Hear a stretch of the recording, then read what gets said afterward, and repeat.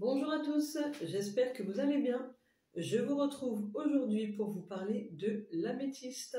Alors pour les personnes qui ne me connaissent pas, je suis Tania Paysan, réflexologue magnétiseuse et lithothérapeute à Landéen dans les Côtes d'Armor, 22 400.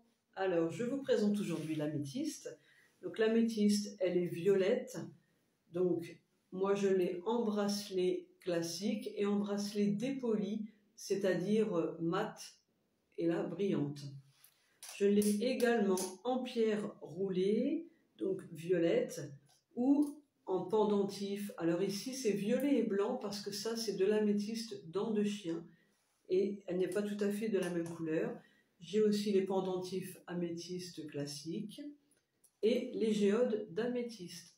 Alors les géodes, puisque j'en parle, c'est fait pour recharger les pierres, les bracelets, les colliers, les pendentifs, mais de toutes les pierres, pas uniquement améthyste. Alors par exemple, hop, le bracelet ici, vous pouvez poser une pierre là, et voyez, la grosse géode par exemple, elle se tourne, donc vous pouvez la mettre comme ceci par exemple, poser le bracelet et poser une pierre ici par exemple. Et la géode, elle va faire son travail de rechargement toute seule. Donc l'améthyste, qu'est-ce que c'est et quelles sont ses vertus? Eh bien l'améthyste, c'est une pierre apaisante et purifiante. Elle va permettre de calmer le mental et de retrouver son calme, sa sérénité et de s'apaiser. Donc elle permet également d'éviter les insomnies, de permettre de retrouver un bon sommeil, favoriser les rêves doux. L'améthyste est également recommandée pour les personnes qui ont des problèmes sanguins, pour comment dirais-je, les douleurs articulaires et musculaires, pour les articulations des os.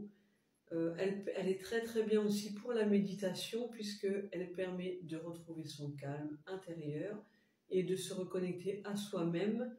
Donc, elle est reliée au chakra coronal et au chakra du troisième œil, puisque très bonne pour la méditation. L'améthyste, elle permet aussi de faire baisser la fièvre, de calmer les douleurs gastriques, par exemple. Qu'est-ce qu'elle permet d'autre? Elle permet de chasser les pensées obsessionnelles et elle est très bénéfique aussi pour l'acide urique et pour les douleurs gastriques, je ne sais pas si je l'ai déjà dit. Elle aide aussi à baisser la fièvre, alors pour les enfants ou pour les adultes. Donc associé également, on peut l'associer avec le quartz fumé, pardon. Associée au quartz fumé, elle permet d'éviter les addictions. Elle lutte contre les addictions si vous l'associez au quartz fumé, par exemple. Donc l'améthyste, elle est reliée à l'ange Ariel, donc H-A-R-I-E-L ou A-R-I-E-L, puisqu'il y a deux orthographes possibles. L'améthyste, pour le nettoyage, vous pouvez la passer sous l'eau ou la nettoyer par fumigation avec de la sauge, du palo santo, encens pontifical ou tout autre encens.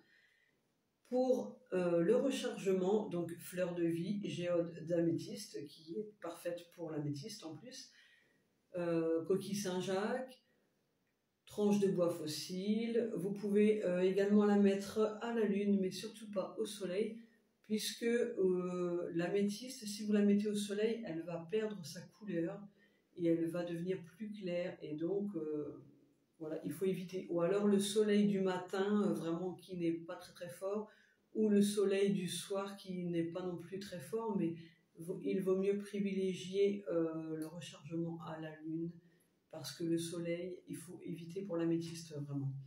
Donc voilà pour l'améthyste. Je vous retrouve demain pour une nouvelle pierre et les nouvelles vertus. Je vous souhaite une très belle journée lumineuse. Prenez soin de vous et n'hésitez pas à me contacter au 06 35 41 66 64. À très vite.